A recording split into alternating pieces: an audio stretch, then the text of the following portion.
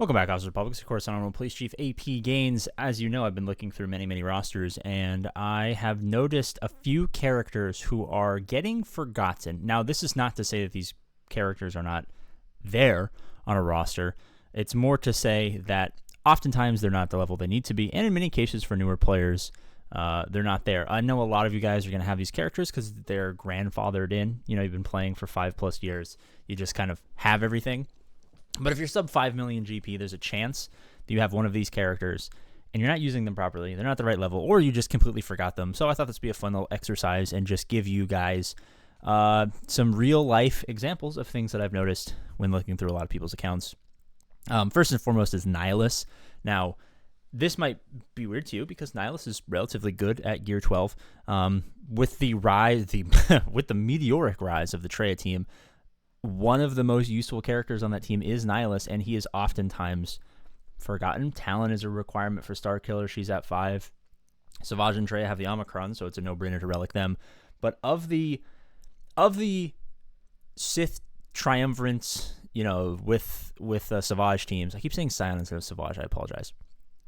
With the Treya teams that exist, I've noticed a lot of people, especially with Nihilus, but also with Scion and Nihilus, are kind of leaving them behind, and people forget that one of the core factors that makes that team so annoying is, yes, you get the Isolate and the Daze and the huge damage and the protection up, and Savage never dies, and Talon gives revives, and Scion dispels, but a large part of that is the ability for Nihilus to eventually, yes, reduce cooldowns, but then kill someone, and they can't come back, and it's very annoying. So the only hole that there is in a relatively weak Sith team, especially if you're putting them on defense against a higher opponent, is their ability to not have to worry about that Nihilus if he dies quickly enough. So a lot of you guys, especially higher than 5 million GP, you know, as you see, I'm 8 million GP and I still haven't reliced my Nihilus. He can fall through the cracks, and that's why I advocate for maintenance periods in your roster where you occasionally fix some holes that you have as opposed to starting other farms. Now this is probably on there for some of you guys. K2SO. Now, one of my favorite backbone teams, to be perfectly honest, has been, since its inception, Fat Bar, Admiral Radis. The team is very good on offense. It full autos Inquisitor teams, which you see oftentimes in Kyber 4 and Kyber 3 for some reason. But also, it's just a nice team to have the ability to take out teams with a lot of tanks and a lot of healing and a lot of stuff like that. And the difference between a Radis team without K2SO and with K2SO at Relic, so that you can, you know, have Datacrons or whatever. No, Datacrons. Is quite substantial. The hold percentage is like 25% different if you have K2SO versus if you don't. And if you're using it as a defensive team, you got to have it. If you're using it as an offensive team, it allows you to add so many more teams that you can punch up against and eventually beat, because the team solely relies on the ability for everyone to be weak and frail and not target Radis, because the AI just, for whatever reason, is like, oh, he's too obese, we cannot fight him, it's unfair, or something like that. And if you can add more reasons for them to not attack him, you can survive longer, and the amount of teams that you can punch up against dramatically increases. Next is, I don't even remember what's next. Aiden. Oh no, I accidentally leaked General Kenobi. That's gonna be a hot topic. A lot of you guys are gonna disagree, but I'll talk about it. Why? Aiden Versio is a character that is very viable at 3 stars, and so a lot of people get what they need out of her at 3 stars. I know a lot of people fight the fully relict Mon Mothma team because it's just full of requirements. And even, you know, low star, low gear, non-relict Aiden Versios can fall out of those teams, and it's nice to have good banners against a team that's almost always placed on defense. But ever since the Defender came out, a year ago, 6 months ago, I don't know when the Defender came out, to be perfectly honest with you, but ever since that ship came out especially, but also just as the nature of teams that you can take Aiden against has expanded with the more teams that are being placed on defense for the first time, having this character at least Relic 1 to Relic 5 is, I think, higher priority than a lot of characters on this list, because she does so much. She is so powerful. She punches up so much, and her ship is an unbelievable beast. It's a god. Okay, yeah, Aiden Versio, that's pretty self-explanatory. GK, okay, this is one that a lot of people give pushback, like, hey, APGAINS, I have GK at Relic 8, I have him at blah, blah, blah. If you have JMK, you have him at Relic 8. If you don't, like most people, you probably don't have him at Relic 8.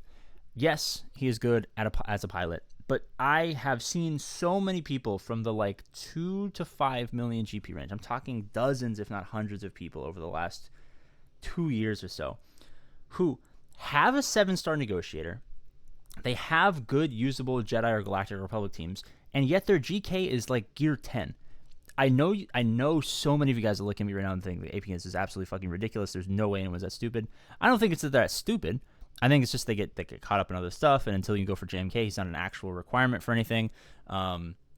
It is easy to forget about him, but it's also hard to forget that he is a monster. He is so useful. I mean, if you're running him with Padme, he's useful. If you're running him as a fleet commander, he's useful.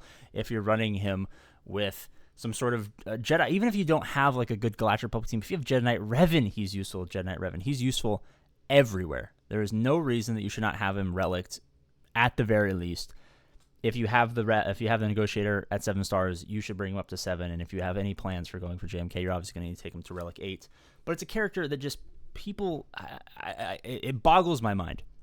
It doesn't boggle my mind from like, oh, you dastardly, you people, you're so stupid.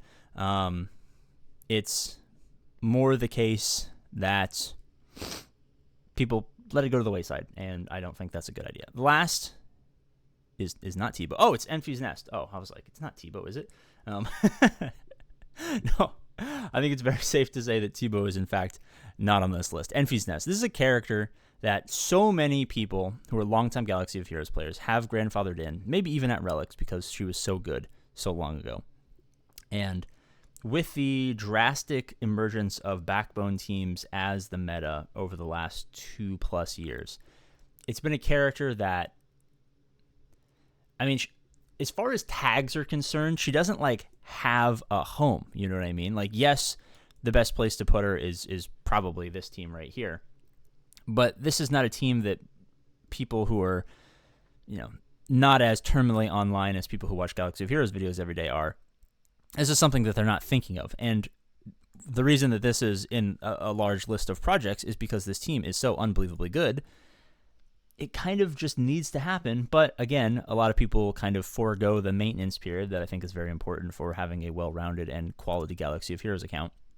And if you skip maintenance every single year, it's like doing your taxes or respecting women or whatever, something that a lot of Galaxy of Heroes players probably don't do.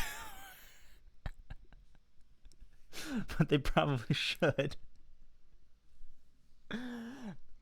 I know I understand you respect women. I get it. I'm sorry. The internet has just gotten to me today.